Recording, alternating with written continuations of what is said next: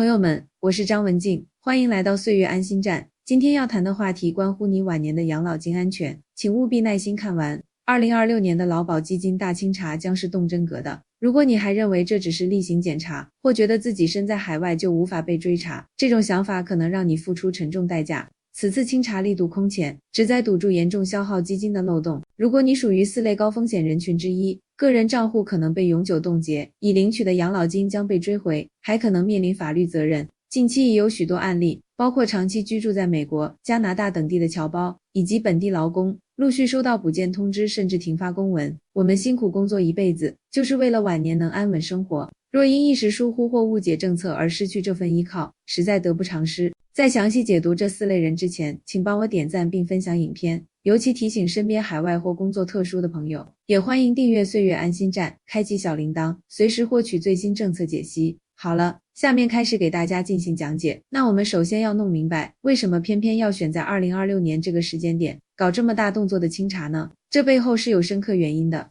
大家都知道，我们劳保基金的财务状况就像一根绷得太紧的弦，已经响了很久的警报。社会老龄化速度越来越快，领钱的老前辈越来越多，而交钱的年轻劳动力却增加的没那么快，这个剪刀差越来越明显，这就逼着监管单位必须把每一分钱都花在真正该花的人身上。过去那种睁一只眼闭一只眼，只要没人举报就当作没看到的管理模式，已经彻底成为历史了。现在的科技执法和大数据比对能力强大到超乎我们普通人的想象，他们看数据就像我们看一张清晰的报表一样简单。第一类人是目前最危险，劳保局查得最用力的一群。如果长期居住在海外，已经取得其他国家的国籍，但仍然选择通过相关地区的职业工会继续参与社会保险的情况，这类安排可能涉及不同地区的法律法规差异以及个人的权利义务问题。建议当事人根据自身的实际居住状况和法律规定，妥善规划社会保障事宜，确保符合相关法律要求。很多人是这样的心态，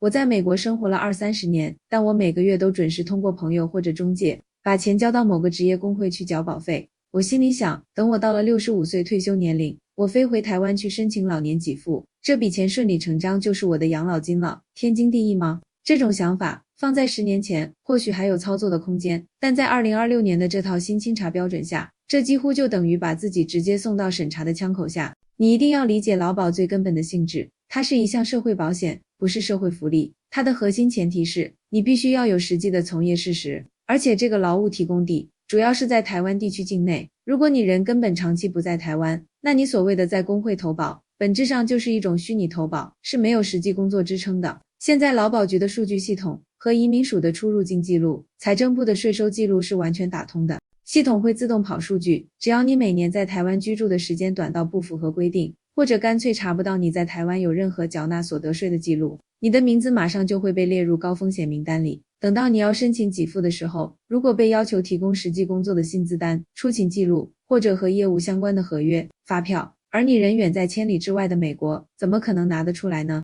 一旦被认定为虚报投保，劳保局有权直接注销你的投保资格。更严重的是，你之前10几年、20年交的保费，1分钱都不会退给你。而如果你已经提前开始领钱了，哪怕你已经领了10年、8年，他们也会开出单据，要求你全部吐回来。这就要说到第2类人，那就是通过不实申报，挂名在亲戚朋友的公司或者职业工会，故意把投保薪资等级在退休前几年拉到最高的人。很多人为了在退休前5年让自己的投保薪资冲到一个最高级别，这样计算老年给付的时候，每个月能领到的金额就会漂亮很多。他们会去找一家熟人的公司或者熟悉的工会，名义上在那里挂个职位，每个月的劳健保费全部自己掏腰包补足，但实际上他根本不去那家公司上班。这种做法在过去很长一段时间里非常普遍，甚至被很多人私下当作是一种退休理财的技巧。但是请注意，在2026年的这场全面大彻查中，这种行为已经被明确定性为诈领社会保险，是违法行为。劳保局的稽查人员会怎么查呢？他们会去调阅那家公司的财务报表，核对员工名册上有没有你的名字，查公司的银行流水有没有给你发放薪资的转账记录。他们甚至可能会直接去公司现场做访查，问问同事这个人在哪个部门上班，负责什么业务。如果你的投保薪资在退休前突然出现不正常的飙升，比如从最基本级3级跳冲到最高级，但你的工作内容和职位根本无法匹配这样的薪资水平，调查人员立刻就会介入。这种稽查不仅是针对你个人，连带着帮你挂名的那家公司或者工会也会受到非常严厉的处罚，罚款金额很高。很多人以为罚钱就算了事了，但在现行的法律里，这种行为已经触碰到刑法中的伪造文书和诈欺取财罪，情节如果严重，是会留下刑事犯罪记录的，这影响可就太大了。对于那些在美国或其他海外地区生活，只是偶尔回台湾探亲办事的朋友来说，如果因为这种挂名投保被列入了黑名单，后果可能非常麻烦，甚至会影响到你未来回台湾的出入境权利，或者在台湾办理其他事务的权利。为了每个月多领那几千块新台币，去冒这么大的法律和人身风险，张文静，我觉得这真的是太不划算了。所以，如果你现在正挂在某个工会或者亲戚的公司名下，请你务必冷静下来，重新评估一下这个操作的合规性，千万不要等到某天账户突然被冻结，收到催缴公文时才后悔莫及。第三类会被重点打击，而且账户被永久冻结概率极高的人，是那些已经失去工作能力，或者已经不幸过世，但家属却隐瞒不报，继续带领失能给付或年金的人。这个话题在台湾的一些老龄化社区里，其实是一个很沉重，很多人不愿意面对的现实。但是在大数据时代，这种隐瞒已经变得越来越不可能。现在的劳保局系统和户政系统、医疗系统是实时连线的。如果系统发现某位投保人已经长期住院，或者被诊断为失能状态，但他名下的年金账户却依然每月有非常规律的领款和消费记录，调查员很快就会上门来核实情况。特别是对于在海外过世的投保人，如果家属没有及时向当地的外管或相关单位报备，办理死亡证明的公证和验证手续，而是继续用他的账户领取每月的年金，那这就不仅仅是把钱追回来那么简单了。劳保局会直接采取法律行动，追究家属的刑事责任，比如诈领保险金。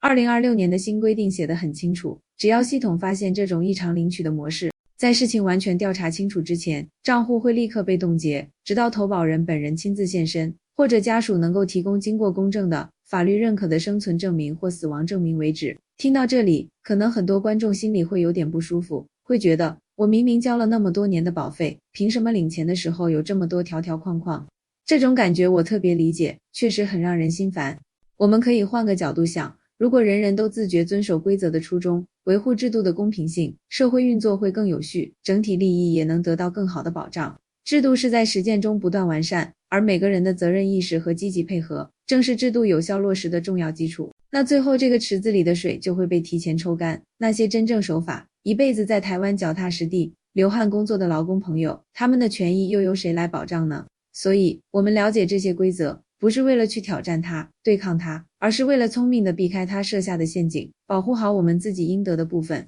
如果你觉得这段分析对你有启发，也请分享到你的社交平台，让更多朋友看到。我们岁月安心站的目标，就是希望每一位遵守规定的朋友，都能稳稳当当地领到属于自己的那份养老金。接下来我们看第四类人，这类人其实最容易被忽略，也最让人关心，那就是因为债务问题，导致劳保年金被相关机构执行的人。虽然法律条文上说，劳保给付原则上不能被用来抵扣，以保障退休基本生活，但在实际中，很多人的养老金是直接汇入他们平常使用的普通银行账户的。一旦你和其他人有债务问题未解决，或者拖欠了应缴款项，相关方是有权向法院提出申请的。其中一个动作就是对你名下的银行账户进行处置。到了那个时候，你的劳保年金每月一到账，就可能被按程序处理，用来解决问题。这跟你账户无法正常使用其实没有太大区别，因为钱你可能无法自由支配。其实为了应对这种情况，早就有一个保护工具，叫做劳保年金专属账户。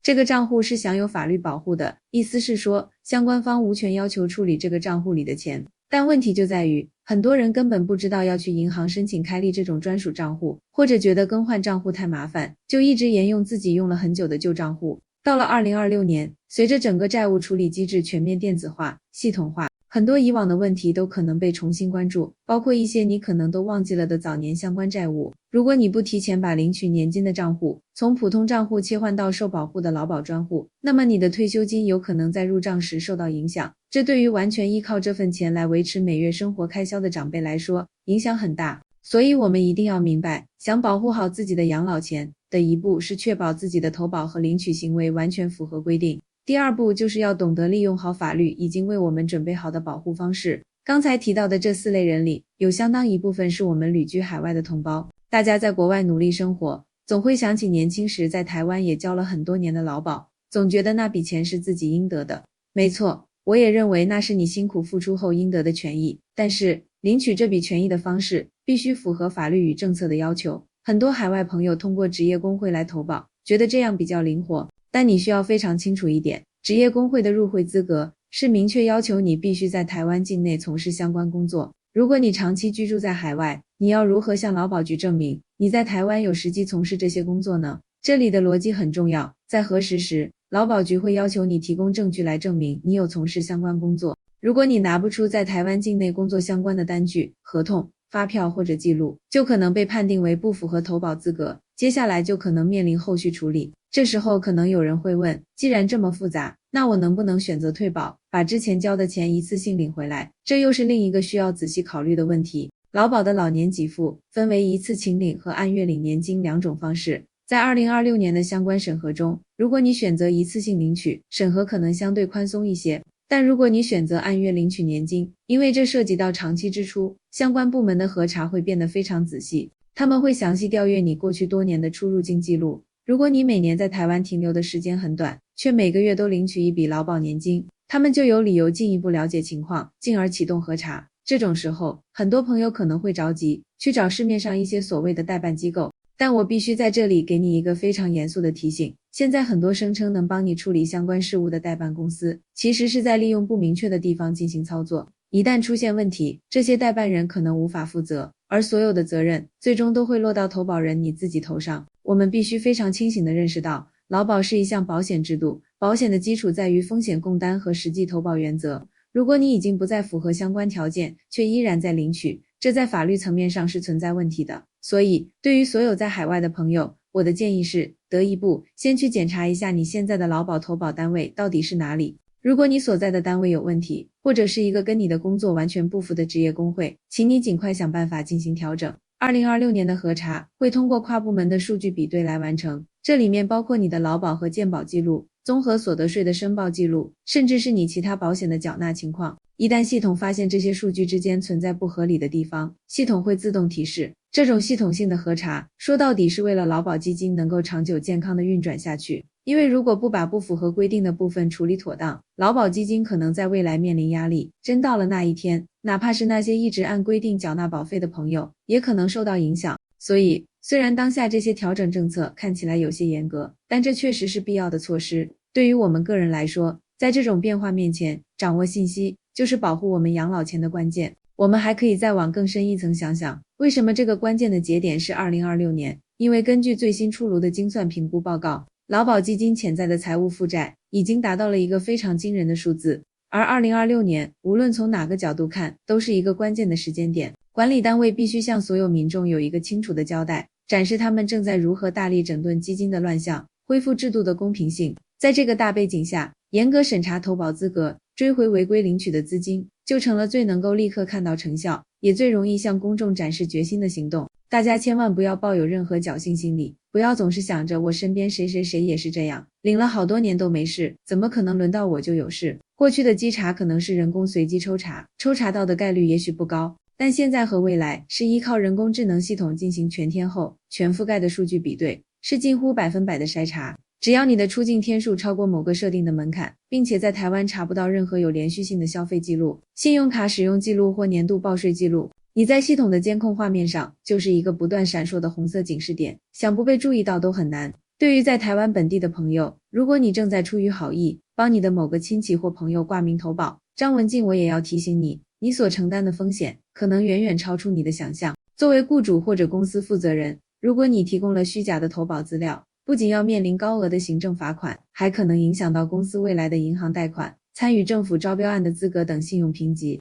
如果你的亲戚因为被查出来而导致账户冻结、被追讨，你作为经办人、雇主或者知情者也很可能被列入调查名单，需要配合说明情况。这种用亲情和人情来包裹的风险操作，往往是许多后续麻烦的源头。大家在帮忙之前，一定要先冷静下来，弄清楚法律的边界在哪里，保护好自己的同时，也是在保护对方。那么，面对这种山雨欲来风满楼的态势，我们普通人到底应该做些什么，才能安稳度过，确保自己的权益不受损呢？首先，请你务必花点时间去查证一下自己劳保的投保薪资等级是否和你的实际工作收入大致符合。如果你是自营作业者，一直在职业工会投保，请你有意识地保留好最近几年的工作痕迹，哪怕是手写的收款收据、和客户沟通的 LINE 对话截图、电子邮件往来，或者你在工作现场拍摄的带有日期标记的照片，这些在关键时刻都能成为证明你确实有在从事相关工作的有力证据，比你空口说白话要管用得多。第二，对于长期在海外的朋友，如果你还想保留自己在台湾的劳保权益，最稳妥的方法就是尽量维持每年在台湾有一定天数的居住事实，并且最好能在台湾有正式的纳税记录，比如利用回台期间做一些能产生劳务报酬的工作，并诚实进行税务申报，这能极大的提高你整个投保记录的可信度和说服力，让系统不会轻易把你标记为异常投保人。第三，如果你通过今天的分析，发现自己目前的投保状态确实存在较高的违规风险，与其被动的等待劳保局某一天找上门，不如主动出击，去咨询专业的律师、会计师或合法合规的财务顾问，看看如何进行最稳妥的调整。有时候，主动放弃一部分不合理的、高风险的预期，是为了保住最核心、最合法的基本资产。很多人就是为了每个月多领那几千块钱，想尽各种办法，最后却连本金都被全数追回，甚至还拖累到家人。这真的是因小失大，得不偿失。我们在规划和打理自己的退休生活时，最重要的核心原则就是稳健2个字。劳保作为整个社会养老金体系最基础的一块，虽然它有很多让大家感到不便、需要适应的地方，但它依然是我们目前最重要的一道社会保障安全网。我们要用智慧和耐心去了解它、适应它，让它成为我们晚年可靠的支撑，而不是用投机和侥幸的心态去透支它、挑战它，最终让自己陷入风险。能够看到这里的朋友，都是对家人与未来认真负责的人。养老金是我们退休后最重要的生活防线，绝不能失守。2026年的彻查，本质是社会资源的梳理与规则的重塑。只有提前看清风向，做好准备，才能在变动中从容安稳。希望大家在评论区分享你的看法或身边劳保账户冻结的经历，你们的真实故事对他人是宝贵的提醒。最后，请务必行动起来，查一下你的投保明细与单位状态，咨询专业人士，确保规划合规，不要等到2026年通知寄到才惊慌不救。账户一旦冻结，解冻之路将漫长而煎熬。感谢你收看岁月安心站的这部解析。世界往往直接，需要我们勇敢面对。我愿做那个敲钟人，提前为你预警，祝你未雨绸缪。如果你认可这样的内容，请关注频道，并把这影片转给你关心的人，一起守护劳保安全。下次影片再见，祝大家守住财富，岁月安稳。我是张文静，我们下次见。